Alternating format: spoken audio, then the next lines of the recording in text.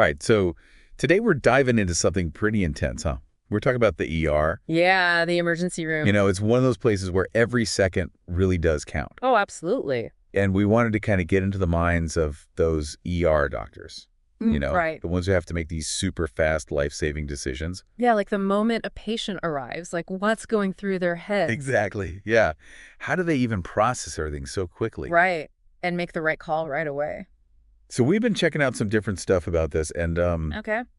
there's this one resource, Life-Saving Decisions, the ER Game Plan. It's from Arbitron Channel. And it really gets into, like, the nitty-gritty, Yeah, how they dickish. make those quick decisions in such a high-pressure environment. Yeah. So for this deep dive, I think our mission is to kind of break down what they do, Okay. how they assess things, how they act so fast, and especially those crucial first steps they take. Gotcha. So, like, right off the bat, one of the things they talk about is rapid triage.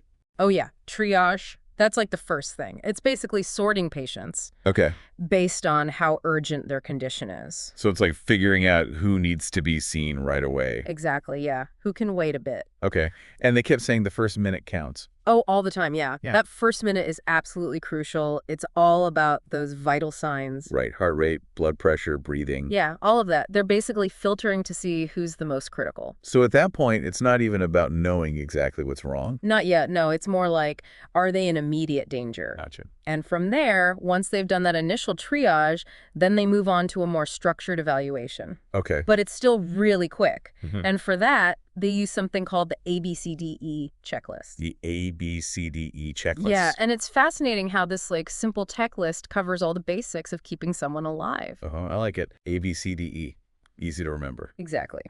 So A is for airway. Airway, making sure they can breathe. Exactly. Can they get air in and out? Is Yeah. the airway clear? Right. Right. Like if someone's choking, they need to clear that airway. right. And there are specific ways to do it, like the Heimlich maneuver, or maybe even intubation if they're in the hospital. Okay, so you got to make sure that airway is open first and foremost. It's the top priority. Okay, so then B. B is for breathing. Okay, so even if they're breathing, is it good breathing? Exactly.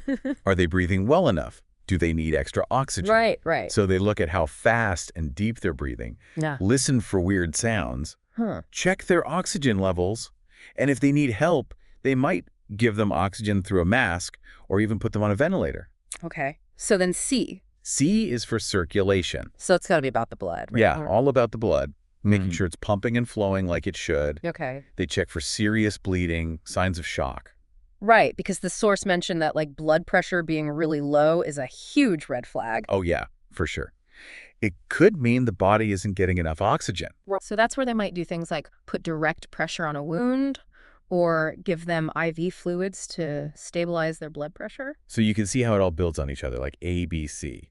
Absolutely. They address each threat one by one in order of importance. Makes sense. And then we get to D. D is for disability. Okay. Now, when I first saw this, I was thinking like physical disability. Yeah, get that.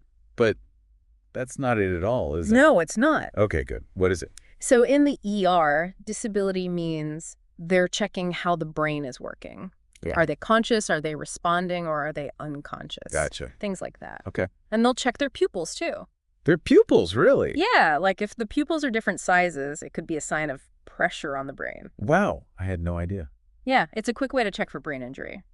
That's amazing. So then the last one, E, is for exposure. Exposure.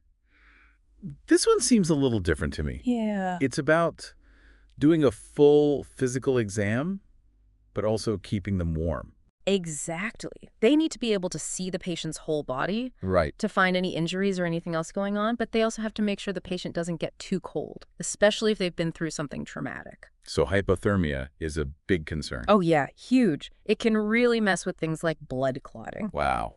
So yeah, this simple checklist is a systematic way to assess all the major body systems really quickly. That's pretty incredible. It is, right? Okay, so they've done the rapid triage, they've gone through the ABCDEs, but it's not just about figuring things out, right? Right. The source kept talking about immediate interventions. Yes. Action time. Yeah.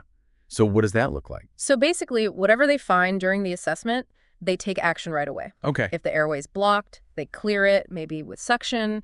If they're not breathing well, they give them oxygen. If there's serious bleeding, they apply pressure. Right. And the key here is they got to be fast and make decisions without hesitation. Yeah, no time to waste.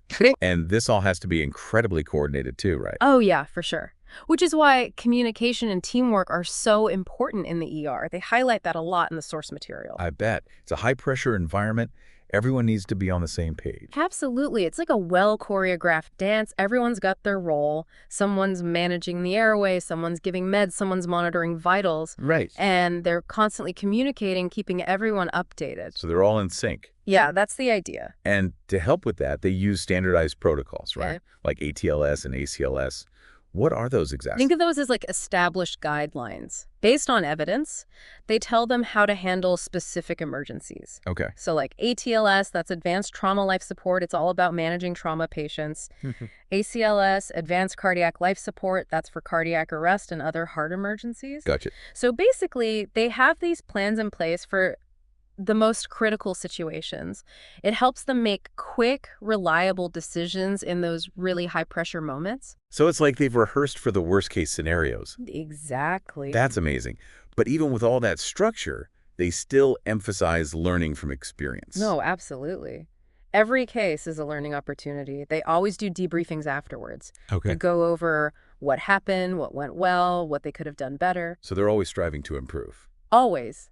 It's all about providing the best possible care. That's great. So to recap, someone arrives at the ER in critical condition. The team does a rapid triage to figure out the urgency.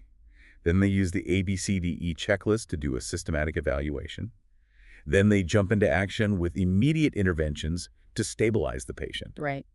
And they do all of this while communicating clearly, working together, and following those established protocols. Exactly. And they even take the time to reflect and learn afterwards. That's the ER in a nutshell. Organized chaos. Yeah, I'm seeing that now. It's a Yeah. well-oiled machine designed to save lives in those crucial first minutes. That's a great way to put it, What really stood out to you? honestly. It's how they combine speed with structure.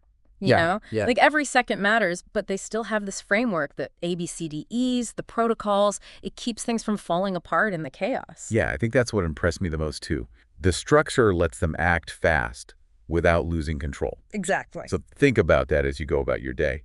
These ER professionals face immense pressure, but they have this amazing system for handling those critical first few minutes. Yeah, they rely on rapid triage, the ABCDE checklist, immediate interventions, clear communication, and established protocols to make life-saving decisions in incredibly short time frames. It's impressive stuff. It really is. But it makes you wonder, right?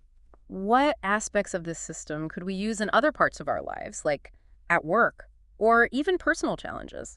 Yeah. Having a clear framework, being decisive, it can make a huge difference. Think about it. Okay, I will. Thanks for listening. This was the deep dive. Until next time.